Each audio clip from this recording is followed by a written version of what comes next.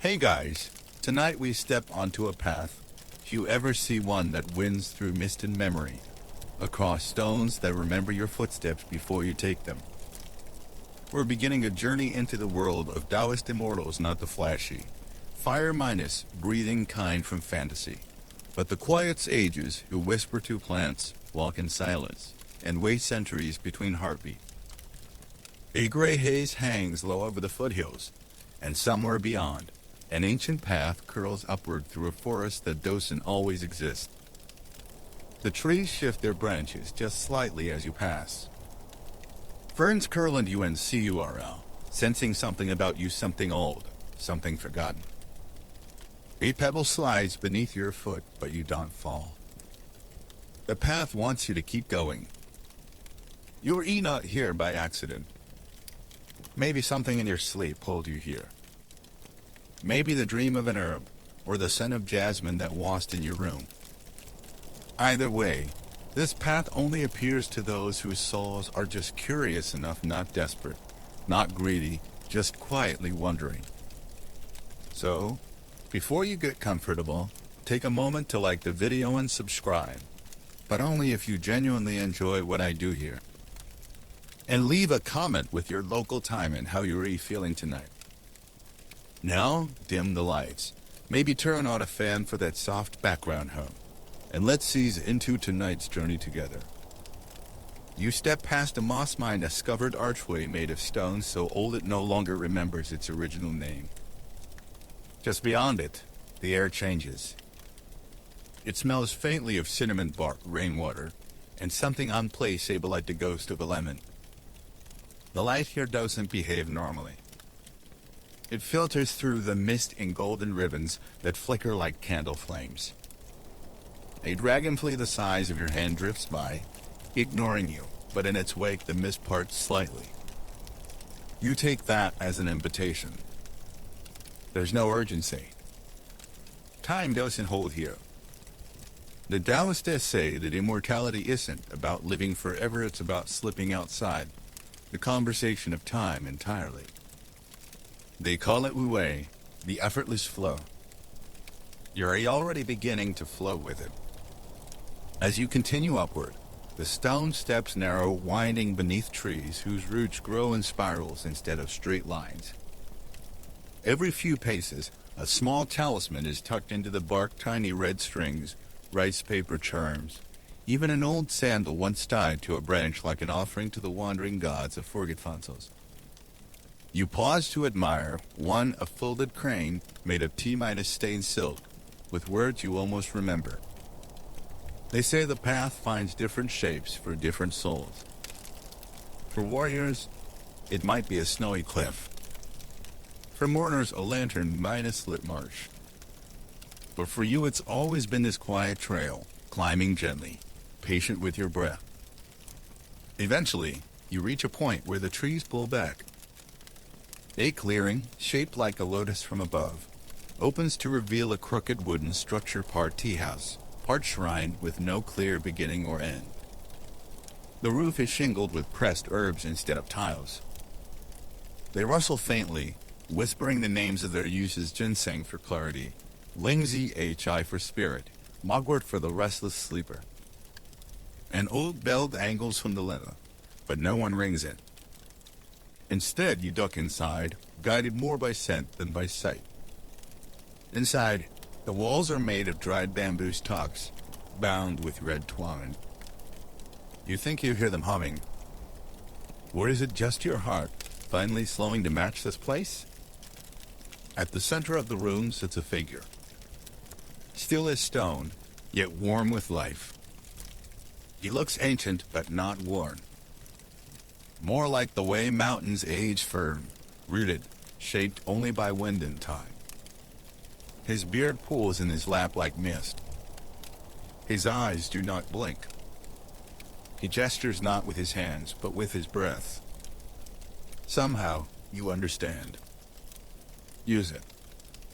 No words pass. There's no need. You're here to listen, to be steeped in stillness.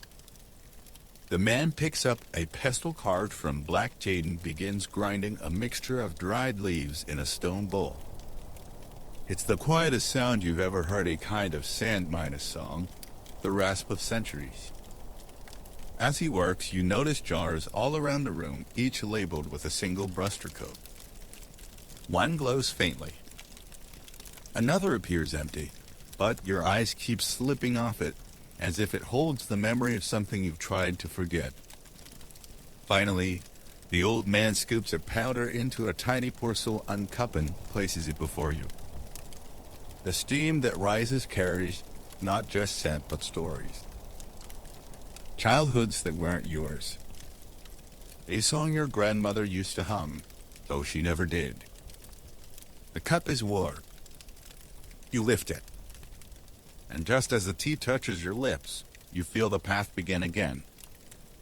Not beneath your feet, but inside your chest. You are entering a different realm now. Not above. Not below. Just beside. Where immortals taste herbs to remember which lifetime to forget. The tea lingers on your tongue with a flavor you can't name, but it evokes warmth. Something like dried pear wrapped in temple incense, but softer. Beneath it, a trace of something metallic, like rain falling on copper rooftops.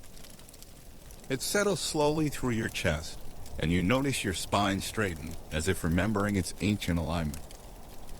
The man across from you, this herbalist who never ages, smiles without shifting his face. His expression is stillness made visible. His pupils reflect nothing, like ink minus washed mirrors. He leans slightly forward, as if you're being let in on something whispered by the stars. He begins to speak, but not with words, not yet. Instead, he pours another cup. This one is green, almost glowing in the dimness. Its scent reminds you of plum blossoms blooming on snow-minus-covered hills. He gestures for you to smell it, but not to drink. You must learn to see tea, he finally says. Not just drink it. You blink. His voice, low and dry, sounds like wind through reeds.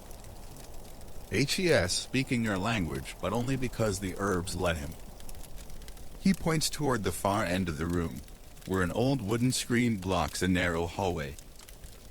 Behind it, shelves. Dozens. Hundreds. All stacked with glass jars, tea bricks, dry bundles bound in twine. Some are labeled in archaic Chinese, others in symbols that twist if you look too long. One jar contains what looks like marble pearls. Another seems to hold a single eyelash suspended in honey. That one, he murmurs, nodding toward a jar sealed with wax, is how I still remember the face of my mother. You ask quietly how long ago that was. He pauses. I no longer count the years. It disturbs the tea. Outside, wind sighs against the herbal roof. The scent of cinnamon and dried mandarin peel wafts through a cracked panel. Time here is elastic. The moon may have risen or fallen while you listened, or neither. The man he doesn't offer a name walks with surprising fluidity to the shelf.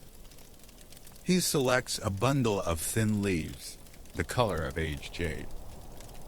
He crushes one between his fingers and places it in your palm.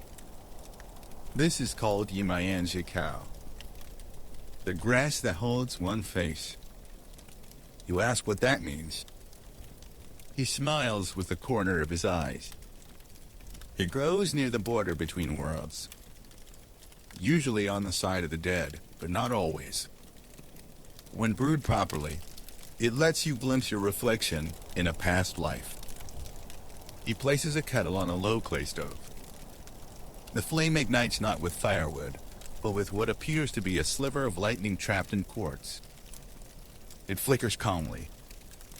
As the water heats, he reaches behind him and pulls out an old bundle wrapped in silk embroidered with phoenixes. He unwraps it with reverence. Inside a fan, Paper minus thin, painted with mountain paths and plum blossoms, in the name of an herb, written in calligraphy so fine it looks sewn. Every immortal has their herb, he says, almost dreamily. Not the one that grants immortality, no. That's a myth for poets. But the one that chooses them. The one they carry through lifetimes. You ask if H.E. has found his. He lifts the fence slightly. I thought I had once. But sometimes an herb lets go of you. The tea kettle hisses gently. He pours it over the jade leaves in your cup. The steam is no longer sent its memory. You blink and for a moment the room is gone. You're in a rice field at dusk. You're only barefoot younger. Or perhaps not you. Someone who once was. The sun is gold. A voice calls your name, but it's not a name you've ever had. Then the image fades, like writing in water. You're back. He watches you carefully. That was a mild brew. Only the first petal of the memory. You ask if stronger tea could show you everything. No, he replies gently. Only enough to forget the urge to know everything. In Daoist lore, seeking too hard is a trap. The immortals who survive are not those who chase knowledge, but those who notice what falls into their bowl without effort. Like pine needles in winter tea. He sits down again, cross-legged, still as mist on a lake. Around you, the room begins to feel responsive.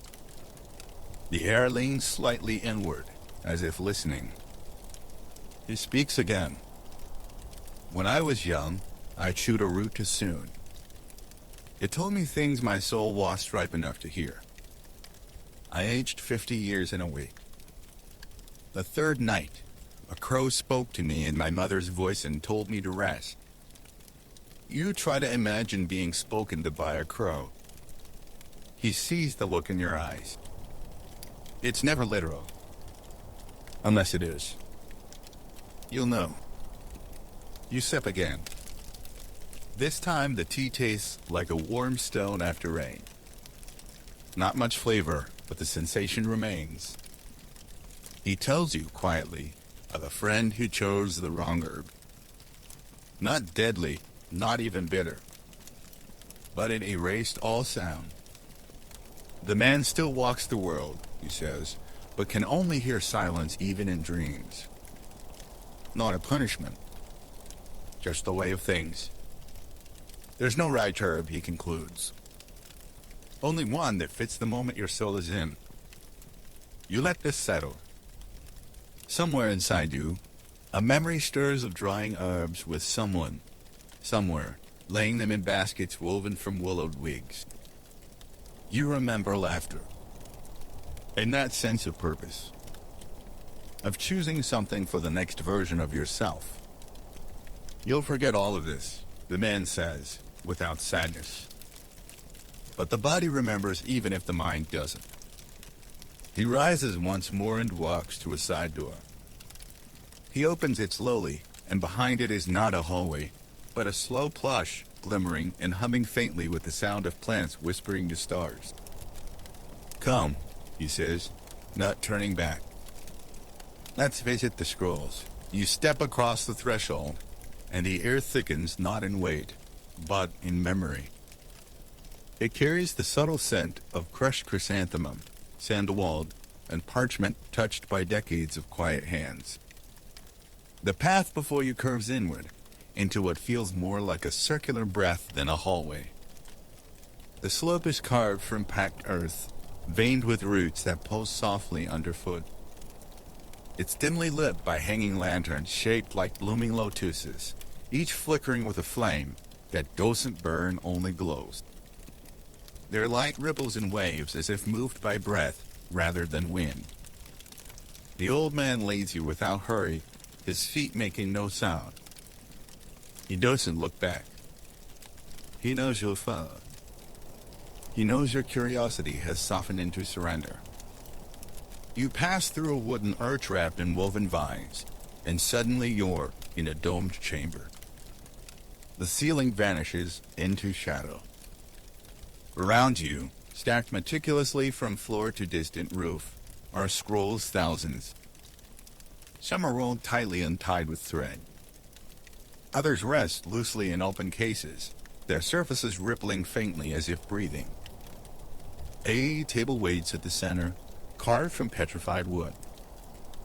Its surface is covered in tea rings, brush strokes, and flower stains marks of use, not neglect.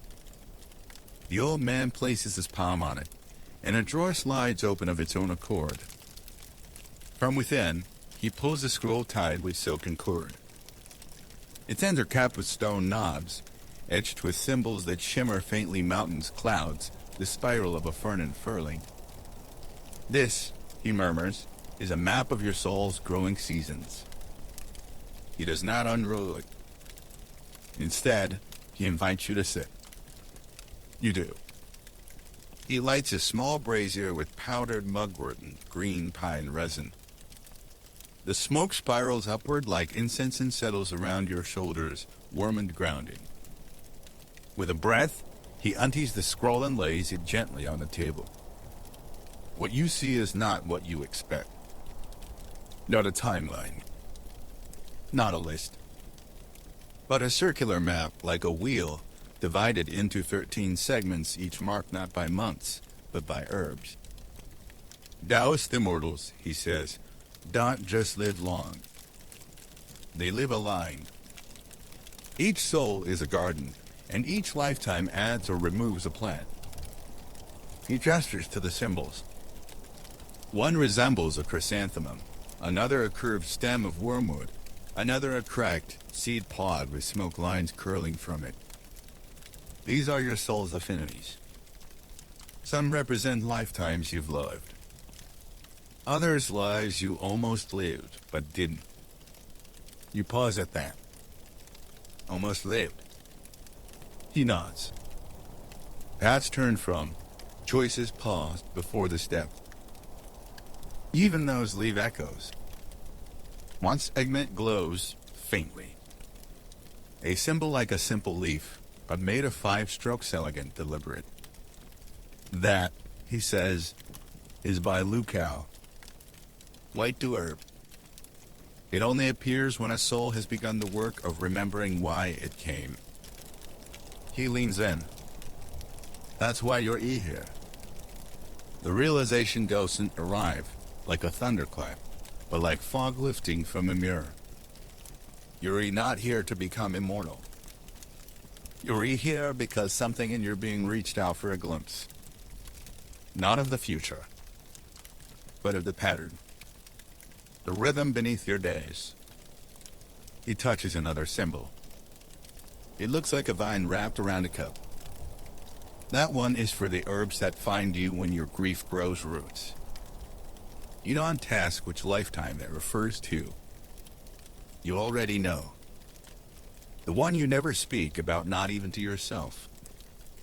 The one you buried inside a soft dream about someone who called you my moon in a garden that never bloomed. A breath escapes your chest, deeper than you expected. The old man owes a comment. He turns the scroll slightly.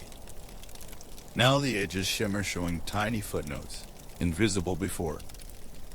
He points. These, he explains, are herbal pairings. Just as the soul has seasons, it also has companions plants that help it turn toward or away from certain lessons. He taps the symbol from mugwort. This one helps with dreams that are too sharp. Blurs the edges. Lets the soul look without flinching. Then, peony root. For balancing the heart that wants too much. And finally, he shows you a strange knot of lines, almost like a tangle. This, he says, is not a plant. It's a warning. When an immortal forces the path, when they choose an herb that isn't theirs, this knot appears. It binds their lifetimes together too tightly. They stop growing. They loop. He pauses. Some become legends that way. Others ghosts. You think back to your first taste of tea. The worm. The glimpse. The rice field at dusk. It didn't hurt, but it tugged. Like something wanted to remind you of something you agreed to forget. The scroll begins to fade, not dramatically, but gently like steam on a mirror disappearing as the room cools. He rolls it up with care, reties the silk cord, and places it back in the drawer. Now, he says, let's look at the herb you're most curious about. He walks toward a tall cabinet sealed with golden thread. The lock looks like a question mark carved in wood. With a flick of his sleeve, it clicks open. Inside are 9 shelves, each holding a tray of herbs. Some dried. Some fresh. Some glowing faintly. Some humming, just under hearing. You don't pick one.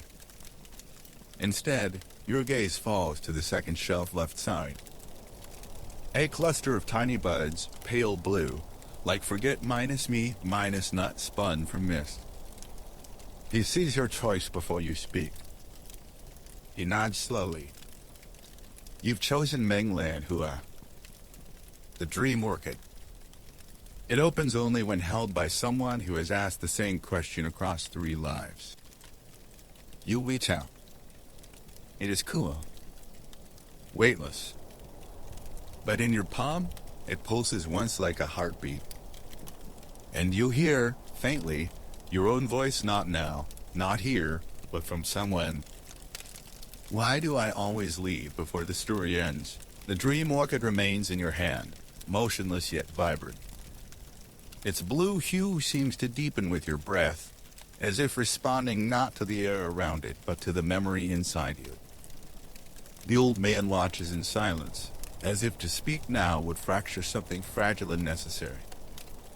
He turns away, moving toward another wall where scrolls give way to diagrams, maps, charts, sketches inked on parchment so old it curls like dried leaves. On one chart, you see concentric circles labeled not in years or centuries, but in lifetimes. Near the outer ring is a familiar symbol, the same 5- stroke leaf from your soul's scroll. And beside it, a tiny painted orchid. Your soul has circled this herb before, he says softly, pointing without touching. 3 times it has come close. But you never picked it until now. You ask what might have changed. He shrugs gently. Perhaps grief finally softened into longing. Or perhaps your question grew quiet enough to be heard. He leads you to another room. The transition is subtle, no door, only the suggestion of a threshold marked by hanging threads made of braided grass. As you walk through, the threads brush your shoulders and release a cool scent like rain minus soaked ash, a temple extinguished at dawn. This chamber is darker, enclosed.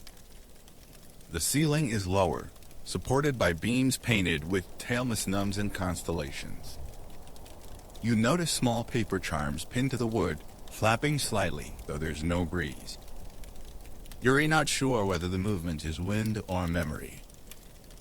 In the center, there's a circular pit filled with warm sand. Rounded cushions, bowls, jars, bundles of root and stem and leaf. This, you realize, is the blending room. The old man beckons for you to sit across from him. He lays out a cloth of deep indigo and carefully arranges 9 small bowls, each containing a different herb. Some are familiar by name: ginkgo, reishi, lotus root. Others feel ancient even to look at, their form strange and symbolic, like dream fragments that became physical. He places the dream orchid in a 10th bowl. This ritual, he says, is not about choosing. It's about listening. He picks up a stone pestle, not the one from earlier, but another, etched with a single circle in the center. Then he begins to hum. Not a tune. More a vibration, low and steady, like the sound of earth thinking. As he hums, the bowls begin to shift slightly. Not visibly, but you feel it. Like their weight in the room has changed. Some grow heavy. Some lighter. Some begin to warm the air around them. Your gaze returns to the orchid. It remains still. But now, you hear something. Not words. Not even a voice. Just a softness in your mind, like the feeling of knowing someone before they speak. You close your eyes. You wait. And it comes. A moment brief, tender, unprobable. You're a child. Not this life. Another. You're crouched in a garden behind a shrine. You hold a blue flower and whisper to it. Something about wanting your mother to stop crying. You press the flower to your chest like a secret, and then nothing. The memory folds inward. You open your eyes again. The old man is still humming, and now he places 3 herbs beside the dream orchid. Ginkgo. Nella root. Crushed dried plum. This blend, he says, isn't for healing the body. It's for realigning the question. He grinds the ingredients slowly. You watch as each is added in sequence, the pestle moving in gentle circles. As they break down, their scent fills the room, sweet, bitter, earthy, floral. The dream orchid is last. It crumbles almost instantly, vanishing into the mixture like mist returning to sky. He pours the blend into a teapot made of black clay. The spout is carved in the shape of a turtle's mouth, steady, ancient, unhurried. As it steeps, the room seems to dim further. But it isn't the light fading, it's your awareness narrowing. Like falling asleep with your eyes open. He hands you a small cup, hand steady as stone. Drink when ready. Not before. You hold it. It's warm, disheveled, focused. You ask what the blend will do. He smiles slightly. It won't show you anything, but it may let something find you. You wait a few breaths longer, then lift the cup and drink. It's gentle. The flavors bloom not in your mouth, but in your chest. And slowly, a vision emerges, not dramatic, not cinematic. Just a moment. A quiet room. A woman humming as she lays herbs on a cloth. A child nearby, mimicking her motions. The woman's hands pause. She lifts a single blue flower and presses it into the child's palm. You'll forget me someday, she says softly. But this will remember you. The child nods. The moment fades. You open your eyes. The cup is empty. The old man speaks. Immortals aren't made. They're remembered by the herbs, by the wind, by those who walk the path slowly enough to notice the pebbles. You smile, or something close to it. The petals of your question have begun to open. And now, he says, it's time to meet the herb that shows regret. The herbalist rises in a motion that feels less like standing and more like a shifting of elements, wind returning to shape, a tree uncurling towards sunlight. You follow him through a beaded curtain of polished seeds. Each bead clicks faintly as you pass, as if counting your presence. This new space is colder. Not unwelcoming, but hushed in a way that suggests listening walls. A single window, shaped like a teardrop, lets in a sliver of milky light. Dust dances in the beam, and you watch it for a moment, hypnotized by the stillness it evokes. The scent here is unfamiliar, musky, metallic, like iron soaked in tears and buried in earth. The old man walks to a low table set against the back wall. On it sits a simple wooden tray holding a single root. It is gnarled, blackened at the tips, with veins of deep maroon twisting through its core like bruises trying to remember their origin. This, he says quietly, is the root that whispers regret. You tilt your head. It doesn't move. It doesn't glow. But the silence around it thickens. The kind of silence people fill with apologies they never spoke aloud.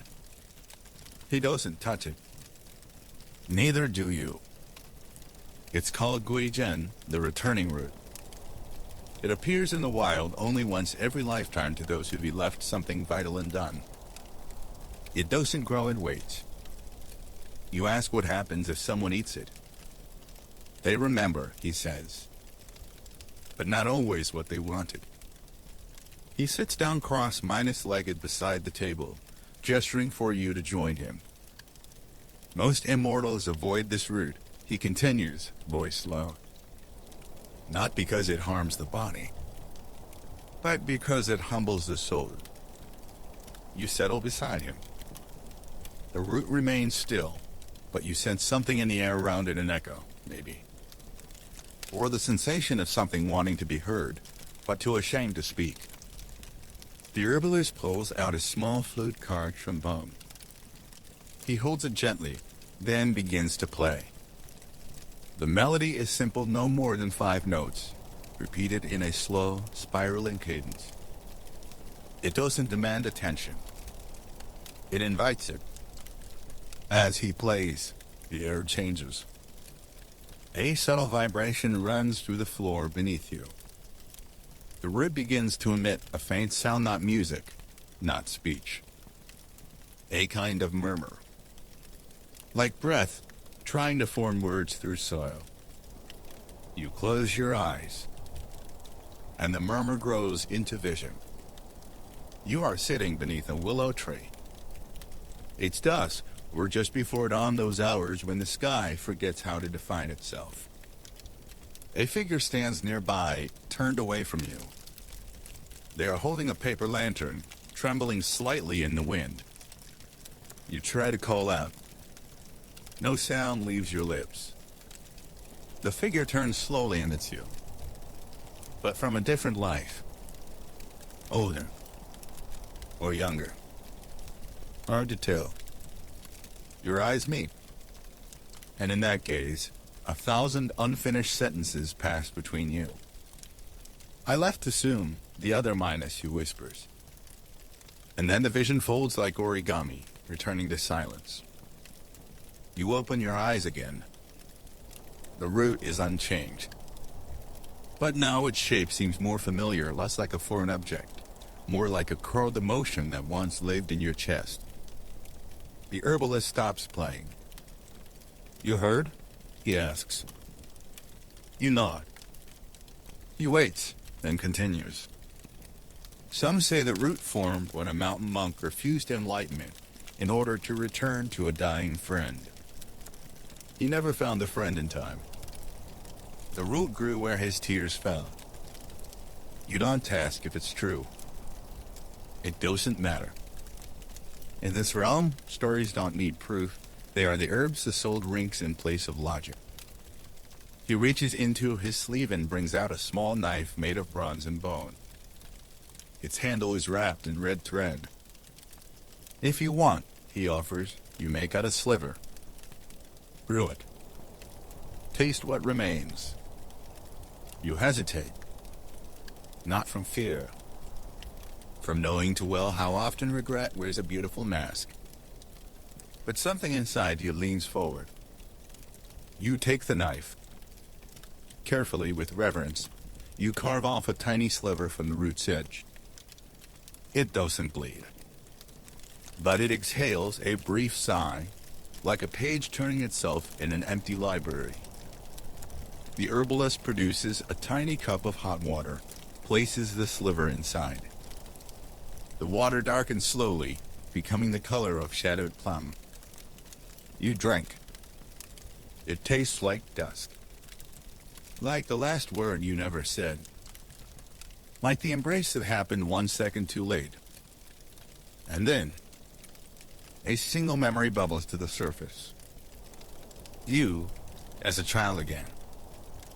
A petal of a life long buried. Kneeling by someone's bed.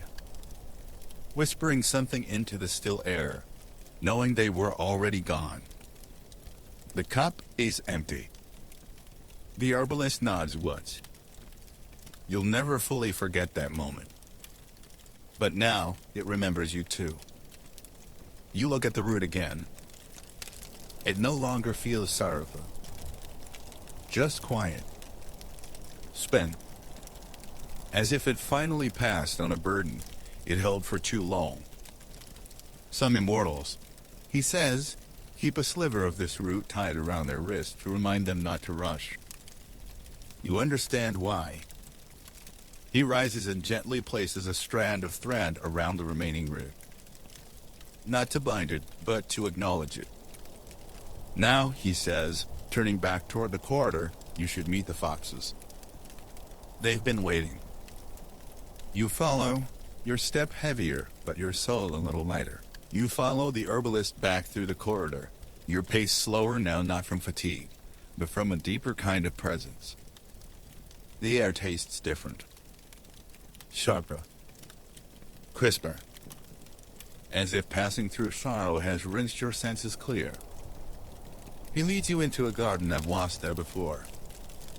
Or maybe it always was, and only now are your eyes aligned with its frequency. The threshold is marked by 2 weathered stone pillars carved with animals mid-minus striped deer rabbits, a single 9 staled fox caught in motion. The moment you step across the mossy boundary, the atmosphere shifts again. The wind carries the scent of citrus and fir. The sky overhead glows with that impossible twilight between day and dream. Trees rustle in a language just shy of memory. At first, the garden appears while vines tangle across stone lanterns. Bamboo leans where it wishes, and pomegranate trees bloom unseasonably. But the longer you walk its curved stone paths, the more you realize every leaf is precisely where it should be. Nothing here is accidental. The herbalist walks ahead in silence, but his steps feel more like permission than direction. You are being invited to notice. And you do. A low stone bench, worn by centuries, holds a teacup filled with rainwater. A single blossom floats inside it, undisturbed. Nearby, a sand-walled tree bends toward a small pool whose surface reflects only the moon, even though the sun has not yet fully vanished. Then you see them. Foxes. Not hiding. Not approaching. Simply existing at the edge of the path, half in shadow, half in light. Their fur gleams with otherworldly luster, some red, some white, one the color of ash. Their eyes shimmer like dew on obsidian. They blink slowly with the calm of beings who measure time in centuries, not hours. You stop walking. One fox steps forward gracefully, deliberate, silent. It holds something in its mouth, the bundle of herbs wrapped in silk. It sets it at your feet. Then it sits. Waiting? You glance at the herbalist. He nods not at the fox, but at you. They know who arrives, he murmurs. They appear only when your question begins to take shape. You crouch slowly and pick up the bundle. It's light but pulsing. Inside, a mix of herbs you've seen before: mugwort, jasmine leaf, but also something new, a single strand of silvery grass. You're certain doesn't exist in your waking world. You ask quietly what it is. He answers without looking. That is King Rencal, the grass of unspoken affection. It grows in gardens tended by foxes. Only they know who it's meant for. You blink. The fox tilts its head slightly, as if amused. Another fox now pads forward and curls around a stone lantern. It closes its eyes, and for a moment, the entire garden exhales. The wind stills. The trees lean inward. The scent of the herbs in your hands becomes memory. Not yours at first. You see a woman in red robes weaving garlands near a stream. She hums, and foxes gather around her feet. She plucks a single strand of silver grass and tucks it behind her ear. Eamon arrives, says nothing, only places a stone beside hers. Their hands never touch, but they remain long after the fireflies appear. You return to the garden. The fox before you is closer now. You don't recall it moving. Its eyes meet yours not in dominance, not in supplication. Simply in recognition. A breeze stirs the trees, and the pomegranate petals begin to fall. The herbalist breaks his silence. Foxes are liminal beings. Not gods. Not ghosts. They tend the in-minus between. The edge of transformation. The moment a question becomes its own answer. You realize the herbs in your hand are not for drinking. They're for planting. He gestures toward a soft patch of moss near a cedar tree. There, you walk slowly to it and kneel. The soil is warm. You place the bundle in the earth. No digging. Just a press, a whisper. The moss accepts it. The fox watches. Then, almost imperceptibly, it nods once and vanishes into the bamboo. You rise. The herbalist is already at the path's edge. Some say foxes remember the lifetimes we've forgotten. Others say they are those lives watching us from just beyond the veil. You both walk back toward the garden's exit. Behind you, the moss where you planted the bundle glows faintly pale silver, like moonlight caught in a breath. As you leave, you feel lighter. Not unburdened, but reorganized. As if something inside you long jumbled has begun to arrange itself according to a pattern you do not yet understand, but finally trust. The herbalist glances back at the garden once, then smiles. Now we wait for nightfall. The fermentation begins. You nod, without knowing what he means. But you feel ready. The moon has risen. And somewhere in that garden, a single sprout begins to breathe. You return to the tea house, but it no longer feels like a house. The walls remain, the roof still whispers with bundled herbs, but the space has grown expanded not in size, but in stillness. As if everything inside it has a kale. The herbalist leads you to a room with no doors, only curtains made of woven mulberry threads. They shift with a rhythm like sleeping breath. You step through, and the scent of smoke and honey greets you. The room is warm. A low fire burns in a circular hearth at the center, surrounded by clay pots, glass jars, and baskets filled with curled leaves and knotted root. You notice a pile of flat stones arranged in a spiral around a small earthen pit. The spiral begins wide and narrows to a bowl-sized depression in the center. Above you, the ceiling is open to the sky. The herbalist speaks gently. Tonight, you'll learn the rhythm of fermentation. You sit cross-legged across from him. Between you, he places a stone jar, sealed with waxen twine. The twine is red and green, knotted in what seems to be a pattern until you blink, and the knots seem to have rearranged. This jar, he says, contains the leaves of chow ye made a laughing night plum, plucked under a moon that was missing half its face, buried in silence for 3 nights. Never for. You ask why never for. He replies, for invites too much. It opens the door too wide. The soul forgets which scent belongs to this light. He cuts the twine, slowly, with a blade made from sharpened bone. As the lid lifts, a rich, tangy fragrance rises, something like roasted chestnut, something like grief wrapped in candy. He dips the fingers into the jar and pulls out a thick, dark paste. It glistens faintly, not with oil, but with memory. He spreads a bit on a sliver of baked lotus root and hands it to you.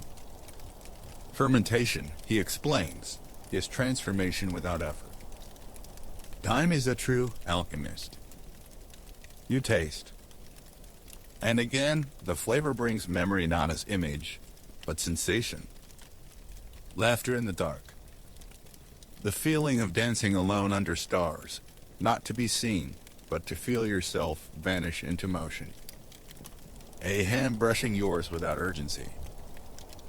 The sly take of joy that's already becoming nostalgia, even as it arrives. You finish chewing. The warmth stays. He nods. Daoist Immortals favor fermented herbs, not for their medicinal strength, he says, but because they carry the story of stillness. To become immortal is not to escape decay, it is to partner with it. He begins preparing a new mixture: lotus seed, bitter orange peel, a pinch of sea salt, and plum rind. Each is carefully ground and wrapped in mulberry paper. He places the parcel beneath a clay bowl filled with hot coals. A slow heat begins to rise. Tonight, the herbs will sweat out their old intentions, he says. By morning, they'll have forgotten who they once were. You ask if that forgetting is painful. He smiles softly. Only to those who fear what comes next. A pause follows, filled only by the soft crackling of coal. You fermented too, he adds. Through lifetimes. Through questions. Through the letting go of every name you've been given. You look down at your hands. They look like yours, but older. Or perhaps just more honest. He pulls out a small bowl of water, gathered, he says, from the first rain after a year of drought. This water, he explains, remembers waiting. He uses it to rinse the newly wrapped herbs. The smell changes. Softer. Earthier. You breathe it in, and for a moment, you're in a childhood kitchen, one you'd on treacle, ever living and watching someone cook with tenderness, using scraps and silence as ingredients. He offers you a second bite. This one tastes bitter at first, but resolves into sweetness. You're re-tasting something that once mourned, he says. Now it sings. You sit together in quiet. Above, the moon shifts through the open ceiling. Not full. Not new. Just enough.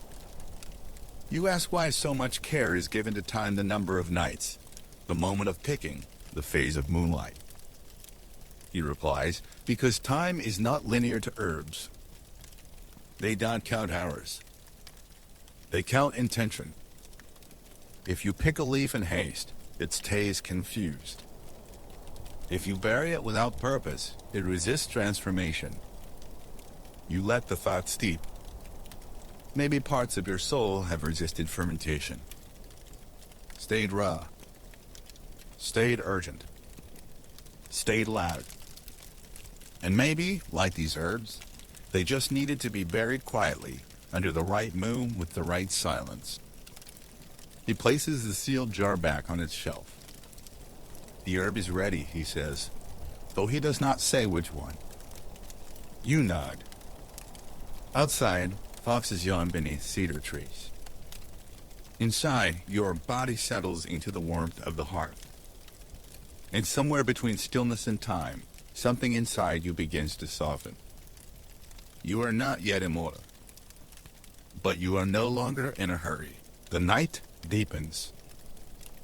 It's a quiet that doesn't merely lack noise, it breathes, like old wood after a storm, or the pause between verses in a forgotten hymn. You sit beside the hearth, half-minus wrapped in a woven blanket that smells faintly of thyme and smoke. The herbalist moves slowly now, as though matching the rhythm of stars unseen. You're not sure how long you've been here. Time in this place behaves more like mist than numbers clinging, shifting, sometimes vanishing altogether. He rises with a motion that causes the shadows to adjust their posture, as though they, too, were listening. From a wooden box carved with swirling cranes, he lifts a single piece of fruit. It's no larger than a sparrow's egg. Its skin glows with an inner light not bright, but present, like memory turned into color. This, he says, is Mangji or the dream fruit. It chooses you long before it's picked. You look closer. The skin is dappled, almost freckled. And as he places it in your palm, you feel an odd pulse like the moment someone says your name across a crowded room and you don't know how they knew you were there. He explains softly, every fruit begins by dreaming of the one who will taste it. Sometimes years in advance. Sometimes across lifetimes. You ask if that means you've already met this fruit before. He nods. Possibly 3 times. Once in a temple garden. Once in a dream you thought was nonsense. And once as a seed dropped by a bird you never saw. You hold it lightly. It doesn't weigh much, but your hand tingles with something between memory and electricity. He gestures toward a narrow side path you hadn't noticed before. The fruit stream is not finished until it's tasted beneath open sky. You follow. The path leads you to a quiet glade just beyond the herb-minus roofed tea house. Fireflies hover in low, lazy arcs. Somewhere nearby, water gurgles softly over stone. The moon above has shifted again, now a thin curve, like the smile of someone who knows a secret but won't spoil it. You sit on a flat stone still warm from sunlight. It hasn't seen in hours. The herbalist remains at a distance. This is not his moment. You lift the fruit to your lips. As your teeth break its skin, the flavor blooms not as taste, but as memory. You're in a field, chasing shadows that don't flee. You're sitting by a lake, skipping stones that never land. You're watching a woman wrap herbs into a bundle and hide it beneath your pillow. You're standing at the door of a life you never lived, whispering, maybe next time. And then, the fruit dissolves on your tongue. Gone. You sit in silence, your body still, but inside you, a stirring begins. A whisper. Faint. Familiar. I've missed you. You don't know who says it, or from which direction of time it came. But it lands like rain in dry earth.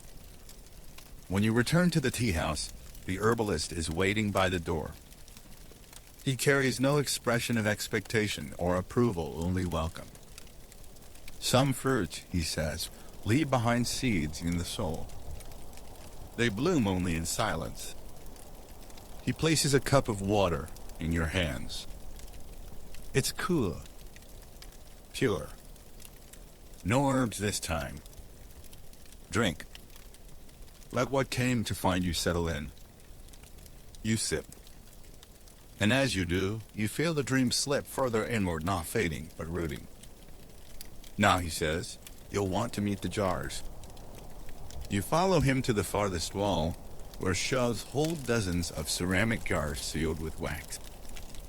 Some are dusty. Others pulse faintly. Each is labeled not with names, but with moments: a good death, the last laugh, a promise almost kept. He selects a jar marked simply first breath after forgiveness. You raise an eyebrow. He chuckles quietly. These are not for the living. They're for the herbs.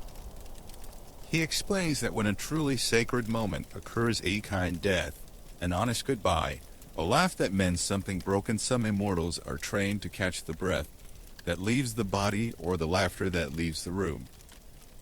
They seal it in a jar. And when herbs are preserved in that breath, he says, they remember gentleness.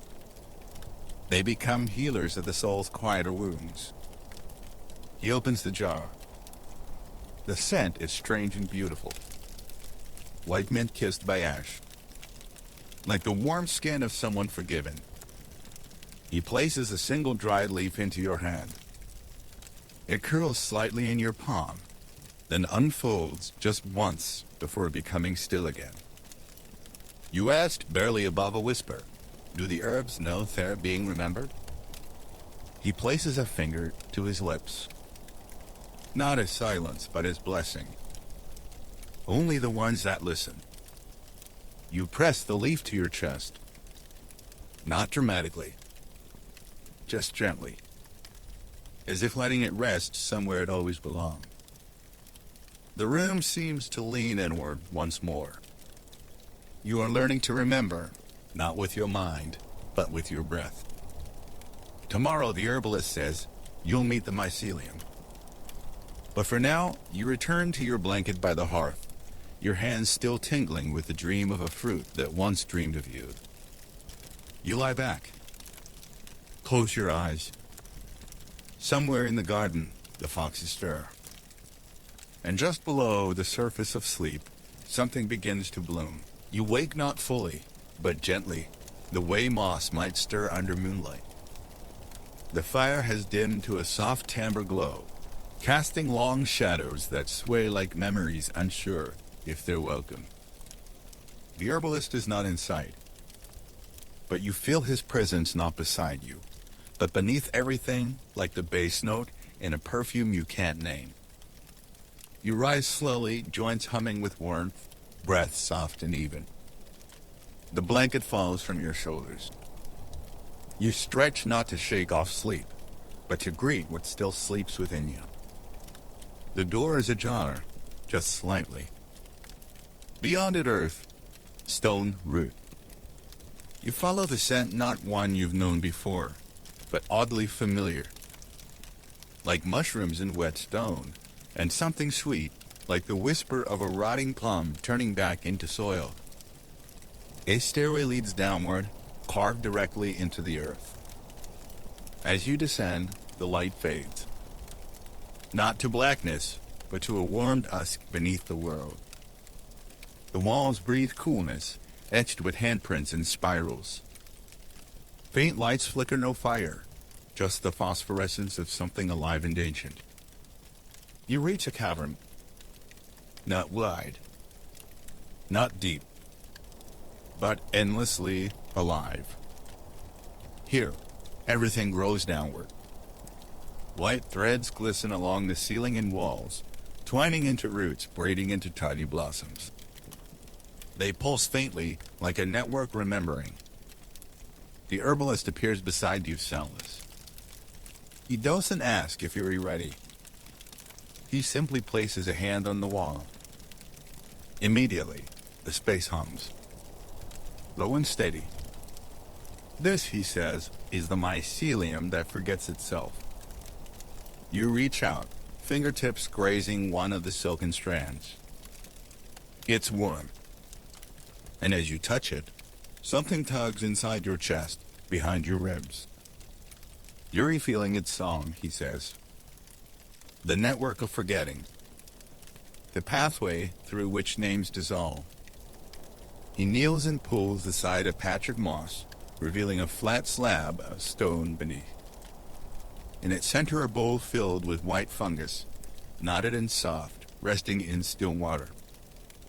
He invites you to sip. You do. He lowers his voice to something almost silent. In Daoist lore, memory is not truth. It's weight. And the soul can ascend while it carries names it no longer needs. You ask if that means forgetting is the same as healing. Not always, he says, but sometimes. Letting go of a name is the kindest thing a soul can do for itself. He dips a small ladle into the bowl and offers you a sip. It's thick, not unpleasant, like broth from the beginning of time. It tastes like roots and fog and the first word ever spoken before meaning was invented. As it slides down your throat, you feel something loosen. Not a pain, not even a sorrow. Just a name. One you haven't spoken in lifetimes. And as it dissolves inside you, you feel your shoulders drop in a way they never had before. You don't need to carry what you were, he says gently. The network remembers, even when you no longer do. You close your eyes, and you see a hallway lined with shoes you once wore. A room full of books you never read. A table with a teacup, still warm, left for someone who never came back. These are not tragedies. They are footprints. You step away from them, deeper into the forest of mycelium. It whispers as you walk. You are not lost. You are composting. The herbalist walks beside you in silence. You both stop before a large root bursting through the earth. Fungi cling to its bark, glowing faintly. He places both palms against it. Here, he says, is where the soul begins to forget its shape. Not to disappear, but to become possible again. You mirror his posture. Place your hands on the root. And suddenly, your breath no longer belongs only to your body. You feel other breaths, faint and far minus reaching ancestors, future selves, strangers you once passed in marketplaces and never spoke to. The web remembers all of them, but not with judgment. Just presence. The root hums. The fungi thrum with it. And your heartbeat falls in step. The herbalist speaks once more. There are immortals who never learn it to forget. They spend eternity repeating their last question. They become sharp, rigid, lost in the echo of themselves. You feel a chill not from fear, but recognition. You've repeated questions too. Not aloud, but inward. What if I had stayed? What if I hadn't left? What if I never become who I was meant to be? The root does not answer, but it offers something else. A slow, exhaling warmth. A reminder that the soil doesn't ask what the leaf used to be. It only receives. The herbalist hands you a small pouch made of dried mushroom skin. Inside, a piece of the mycelium soft, knotted, breathing. Planted in silence, he says. Not for memory, but for room. You tuck it into your sleeve. The root pulses once, then stills. And you rise.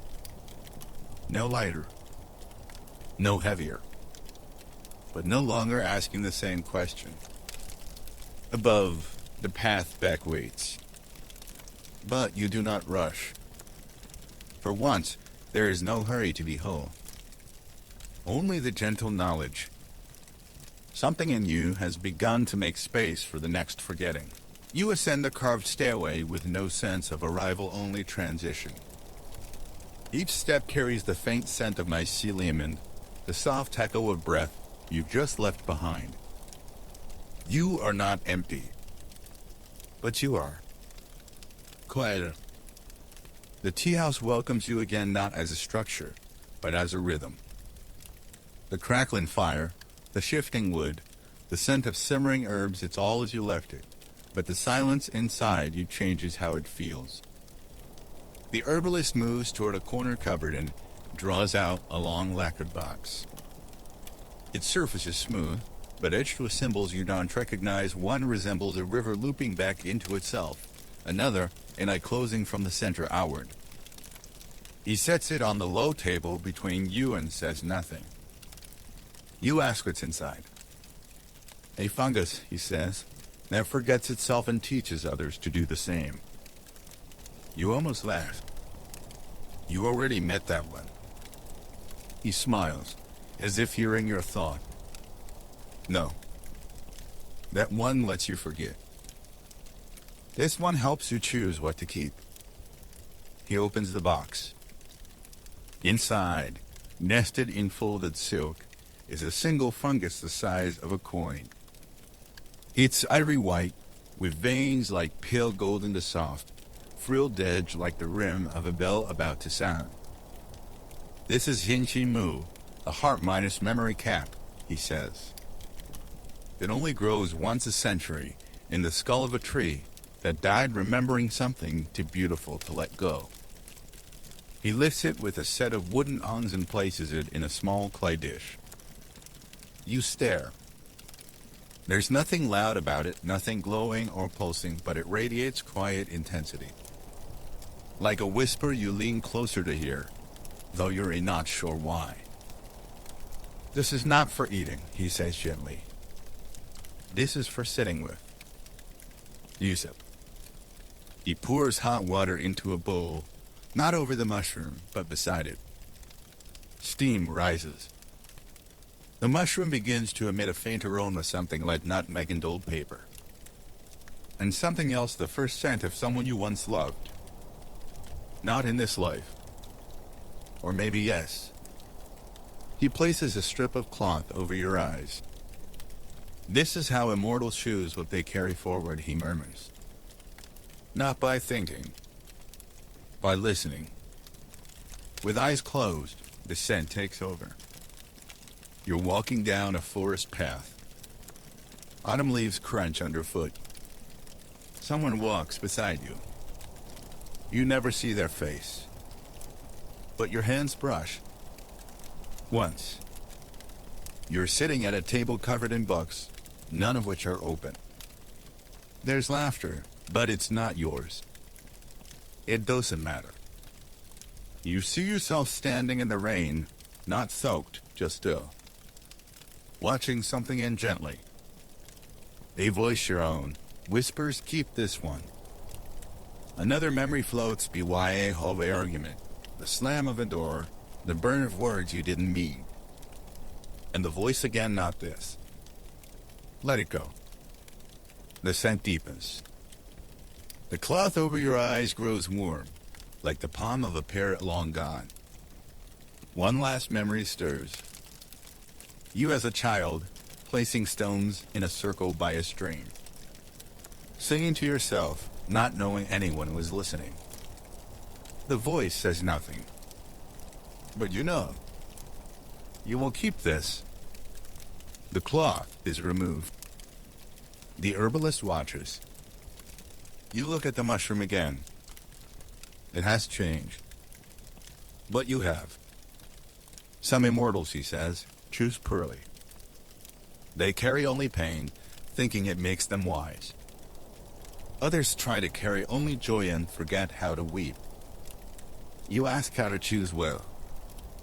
He replies, with softness, with the willingness to revisit, with the courage to say not yet. He places the mushroom back in its silk nest. You ask if you'll see it again. Perhaps, he says. But next time, it may look like a bird, or a song, or someone brushing your hand in a crowd.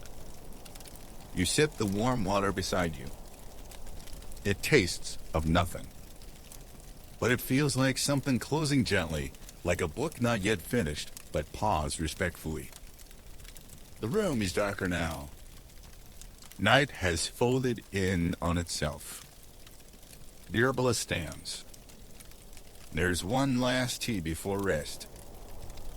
You follow him into a small annex line with jars non-labeled. He selects one, opens it, and pours a few dried petals into a pot. This tea, he explains, is not for clarity or sleep or memory. You tilt your head. It's for humility, he says. To remember that even the immortal must one day kneel before something they cannot name. He pours. The tea is pale gray, like morning mist. You drink. It tastes like stone and wind. As something in you bows not out of defeat, but recognition. Somewhere beyond this room, the foxes stir again. The garden breathes, and the dream orchid, now buried beneath moss, begins to hum. The tea leaves a stillness in your chest, a stillness that feels earned. Like the hush after a snowfall, or the quiet in a shrine before the incense smoke begins to rise. You hold the empty cup in both hands, unsure whether to set it down or keep it close. The herbalist seems to sense your hesitation. He smiles. You've walked enough paths inward, he says. Now we go to the edge. He rises and moves toward a back door you've never noticed before. It opens not onto a room or a corridor, but a long wooden bridge stretching into a soft, velvety darkness. No lanterns. No rails. Just the faint sound of water somewhere below in the hush of something waiting. He gestures. You step forward. The wood underfoot doesn't creak. It accepts you, like an old friend returning after many lives. This is the border gate, he says quietly behind you, where arrivals and departures cross paths, but never at the same time. You walk side by side. The darkness around you isn't empty, it's full. Full of what has not yet become. Full of all the words no one remembered to speak. Full of dreams still growing their roots. The bridge begins to widen. At its center, a small tea pavilion with no walls. Just a stone floor for wooden beams and a table set for 4. One seat is already occupied. A woman in robes the color of clouded jade sits there, sipping from a small porcelain cup. Her face is turned away. She doesn't speak, but she nods as you arrive, as though she has been expecting you. A second figure arrives from the opposite end of the bridge. A man in traveler's clothes, carrying nothing, his feet dusty with worlds. He bows to you and takes the second seat. You take the third. The herbalist remains standing, a little apart. He does not sit. These ceremonies, he says, are not held for answers. They are held so questions can rest. He pours from a pot already steeped, no fire, no herbs in sight. Just tea. It's clear as moonlight, warm as a familiar silence. You sip. And instantly, you are no longer only here. You are in the room where you were born, though you don't recognize it. You are at the door of a house you never entered, watching someone wait. You are beside a version of yourself that chose differently, who left early, or stayed too long, or asked the right question one moment too late. Across the table, the woman lifts her gaze. Her eyes are yours, or your grandmother's, or your next life's. You can't tell. She nods once. The man speaks not aloud, but into the stillness between sips. Do you know, he says, that every version of you arrives here eventually? Even the ones who forget to wonder. You want to ask where he is, but the herbalist has already answered, in his own way. The border gate, he repeats, or time lets go. You drink again. This time, the tea tastes like and warmed by sun. Like the way air smells just before rain. Someone is leaving. Someone is arriving. Maybe both are you. The table grows quiet. And then, without sound, the woman stands. She bows. She leaves the way you came. You don't turn to watch her go. You know you'll meet again, perhaps in a garden. Perhaps in a song.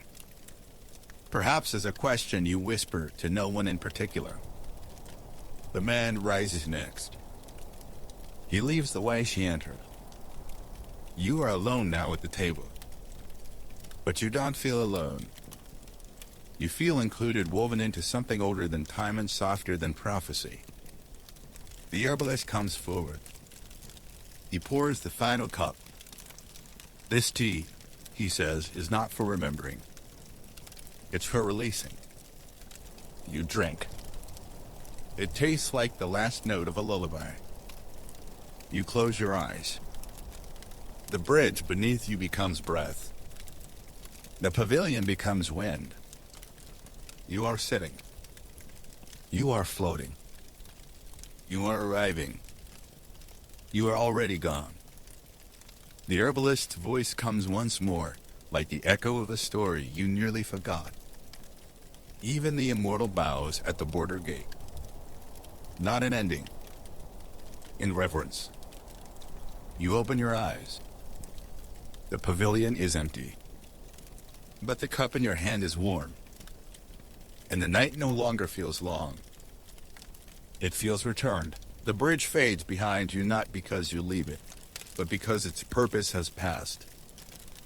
In the world of the Daoist Immortals, such places don't vanish. They simply retreat into the folds of reality, waiting for the next soul quiet enough to find them.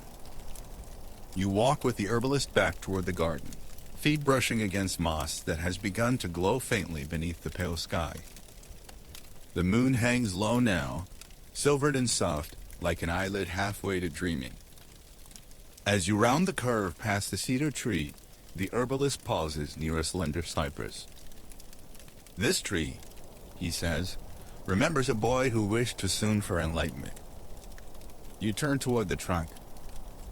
It is tall but narrow, with bark like braided silken branches that twist upward in a slow spiral. He sits beside it on a smooth rock and gestures for you to do the same. The story is old. He begins, but not ancient. Some say it happened 200 years ago. Others, last week. The timelines blur where longing is involved. You smile slightly. He continues. There was once a boy not from a temple, not from a lineage. Just a quiet child who heard the wind and believed it spoke truth. The boy, the herbalist explains, would wake before dawn and sit under trees, listening. He spoke little, but when he did, his words were always questions. Why do some birds fly only in pairs? Why do shadows stay longer in winter? Where do thoughts go when you stop thinking them? People found him strange, but not unpleasant. One day, while helping gather herbs, he touched the root of a plant meant for morning rites. The root vibrated, and the boy saw something his own death, many years in the future, peaceful and unremarkable.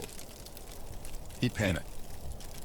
That night, he climbed the hill behind his village, sat under a cypress, and whispered into the bark-eyed want to wait. Show me now. Let me understand now. And the tree, ancient and listening, opened itself. In the morning, he was gone. In his place, a single new cypress leaf, pale and curled inward, nestled in the lowest branch. The villagers searched. They mourned. Some said he wandered off. Some said the gods had taken him. But one woman, an old healer, said nothing. She simply tended the tree each morning, whispered thanks to it, poured water with herbs soaked in memory. Decades passed. The tree grew slowly, with a grace that drew foxes to nap in its shade. Sometimes travelers reported hearing a boy's voice in the rustling leaves, not speaking, just listening. You run your fingers along the bark. It's cool. Still, somewhere above, the branches sway gently. He wanted too much too fast, the herbalist says softly. But the tree didn't punish him. It held him. gave him time to listen without speaking. You ask if he ever returned. In a way, the herbalist replies. Sometimes when people sit under this cypress and ask questions awfully enough, they feel understood before they even finish asking. He places a thin cushion beneath you and hands you a bowl of tea or herbs. No scent, just warm water touched by pine smoke. Drink, he says, and ask nothing. You do. The warmth sinks into your chest. And as you sit beneath the cypress, a breeze moves through the garden. The leaves tremble not from fear, but from recognition. And somewhere above, a single leaf detaches. It spins slowly downward. You hold out your palm. It lands. Small. Pale green. Curled. You hear nothing. And yet you feel witnessed. As if someone who once needed to ask everything has learned how to answer in stillness. The herbalist does not speak. Neither do you. Some stories require no further reflection. You tuck the leaf into your pocket. It warms slightly, like a quiet yes. The herbalist stands, brushing soil from his robe. There's one last herb I want you to meet, he says. You rise, following once more. And behind you, the cypress sways again softly. The boy does not speak, but he hears everything. You walk in silence beside the herbalist. The garden hums at your back, a lullaby of branches and stories. The path now feels like the inside of a breath held gently, just before exhale. You stop counting steps. Everything here unfolds when it's time. He leads you to a narrow wooden gate draped with faded prayer flags. The wind has frayed their edges, but they still flutter with purpose. Beyond it lies a small nursery, no more than a circle of soil cradled by stones. Dozens of tiny seedlings poke through the dirt, shivering, new, alert.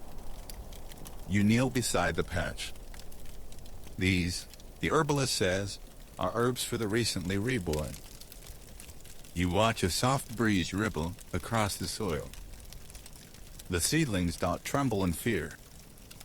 They lean, as if listening. In the realm between lives, he continues, there's a brief silent salo. The soul forgets its name, its task, its loss. In that moment, a whisper can shape the rest of the journey. You look at the nearest sprout, so small it barely casts a shadow. This one, he says, brushing a fingertip along its leaf, is Xiao Ming Cow. The name mine is softening grass. Brewed into a wash, it's whispered to newborns while they sleep, to help them let go of past griefs they cannot name. He gestures to another. This is you on you, yet he leaf of far affection. Burned as incense near cradles, it eases separation anxiety in souls who still remember the love they left behind. You exhale softly. It makes sense. Not all rebirth is easy, he adds. Some souls cling. They arrive like tight fists. These herbs invite them to unfold. He picks a small flower with translucent petals. This one rarely glows. Wu Yan, who are the wordless bloom. It's for children who are slow to speak not because they lack thought, but because the noise of the world overwhelms what they remember. He hands it to you. It's impossibly light. When you hold it, you feel a sensation like holding a single raindrop, cool, alive, and slipping toward the earth. There are midwives, he says, who know these herbs by touch alone. They lay the stems beneath pillows, in pockets, near tiny hearts. Not to heal, but to reassure. You think of all the cries you've heard in your life. Of infants. Of adults. Of yourself. You wonder how many of them belong not to the moment, but to echoes from before. He leads you around the nursery to a small table with bowls of dried herbs sorted by age, not of the plant, but of the soul. This bowl, he says, is for the newly reborn, souls that still dream in womb minus colors. He shows you a mixture of soft golden threads, crushed petals, and specks of bark. It's brewed into a tea given to mothers after birth. Not for milk, not for sleep, but to help them hear what their child cannot yet say. You lift a pinch and smell it. It smells like lullabies you've never heard but feel certain you once knew. The next bowl is darker, older. For the ones who return too quickly, he explains. Those who carry grief into their next life, like a bag they forgot to set down.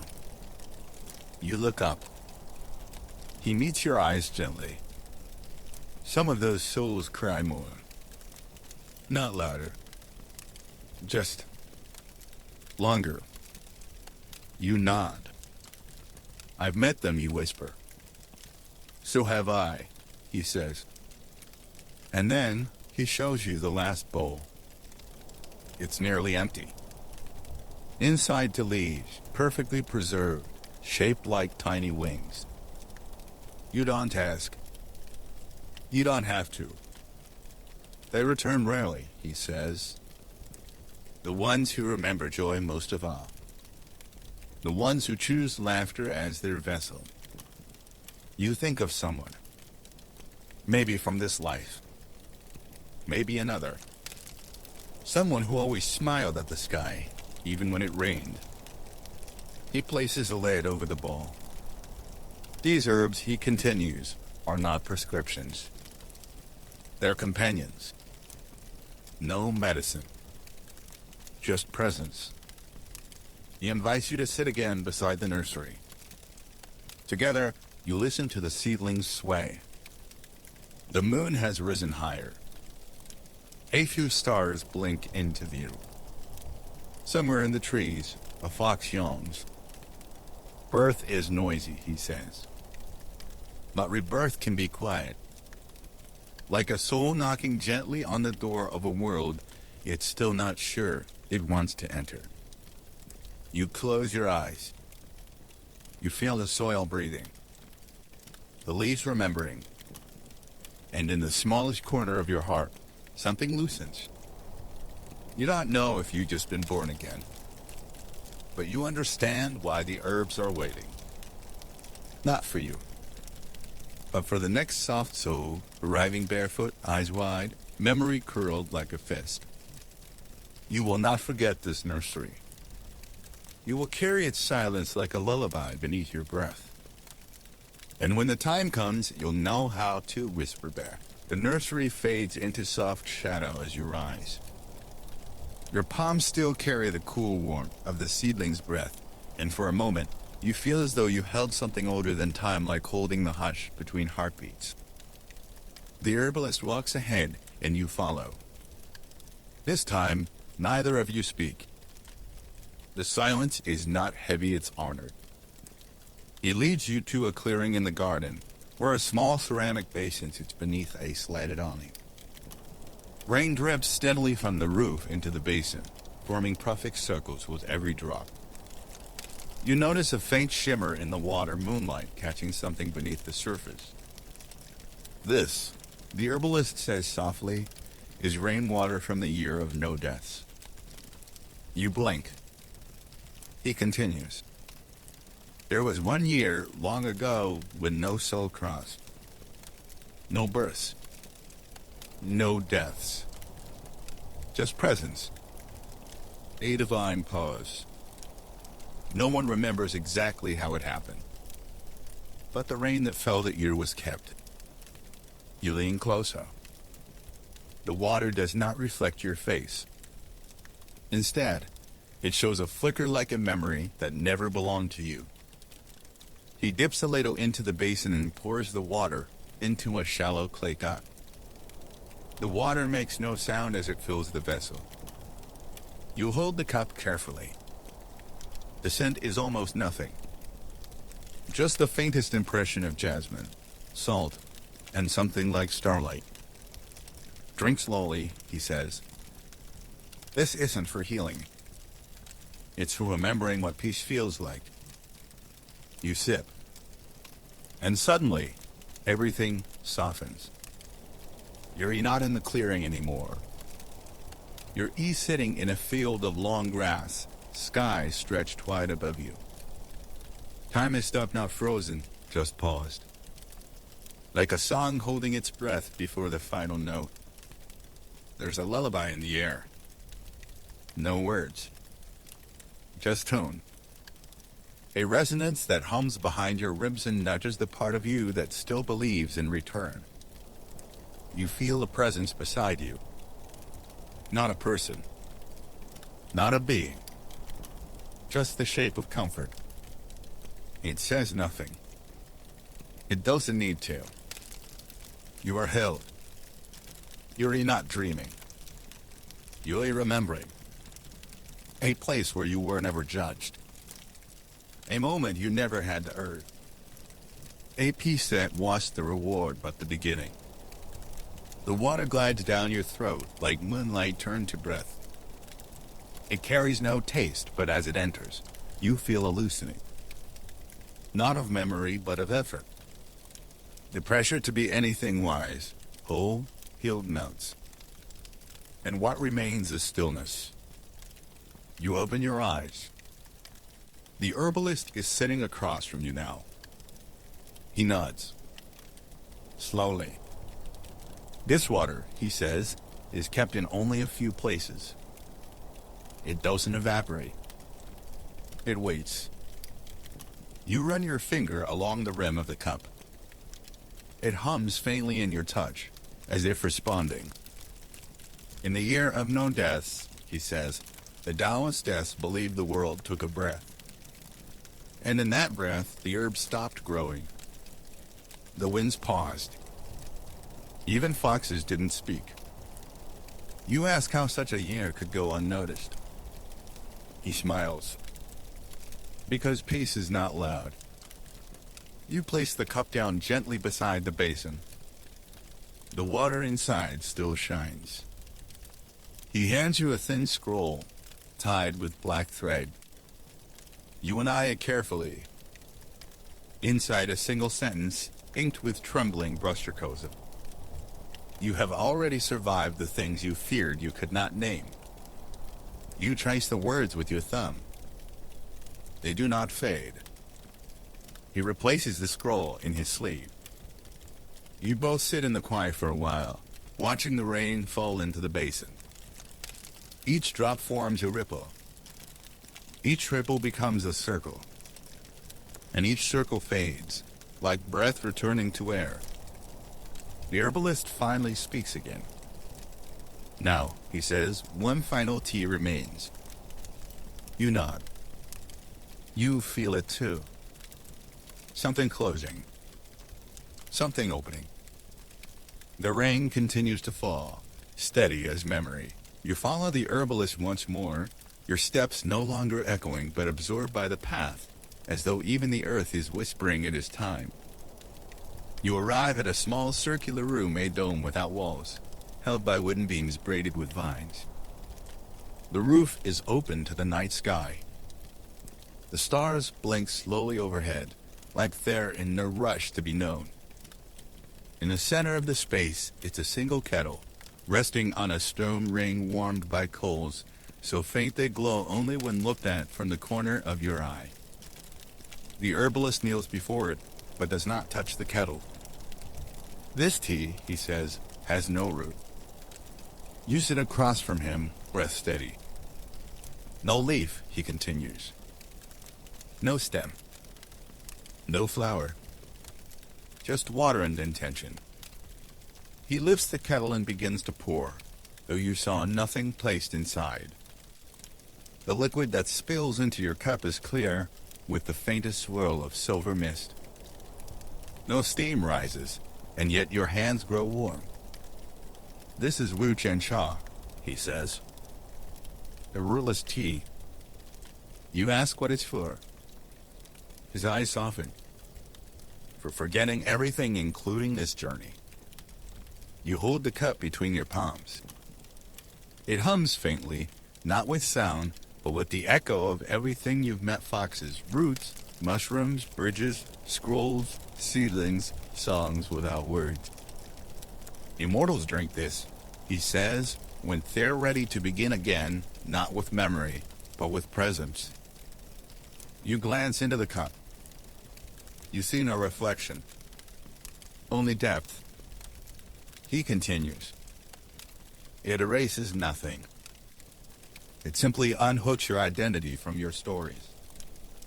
You ask if that's the same as losing yourself. He smiles.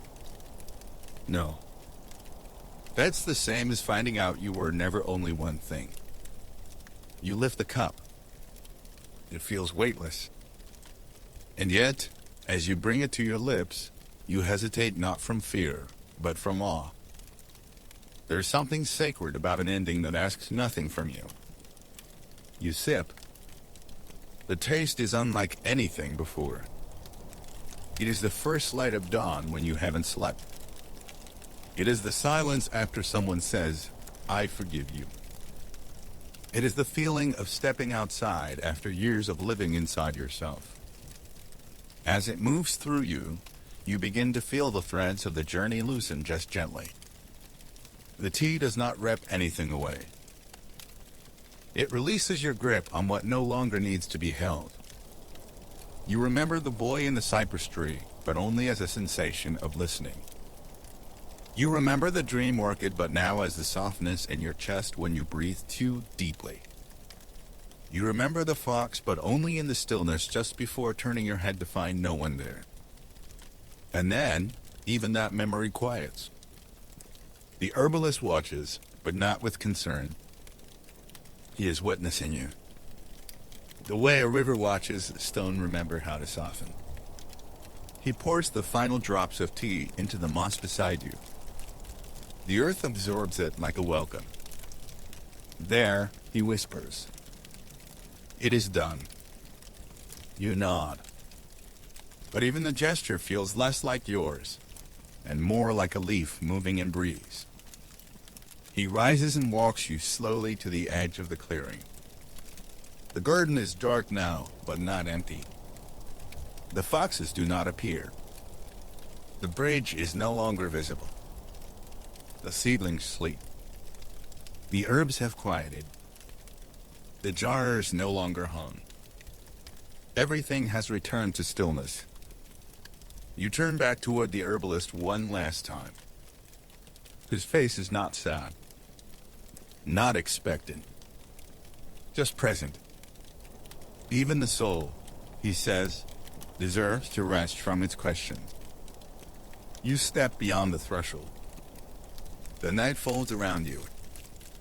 And with each breath, the path dissolves beneath your feet, not gone, but returned to wherever stories wait for someone quiet enough to find them. You do not remember your name, but you remember how to walk gently. And that is enough. You've walked many lifetimes tonight. Some were familiar. Some arrived in fragments, tastes, scents, memories that bloomed and faded like breath on a mirror.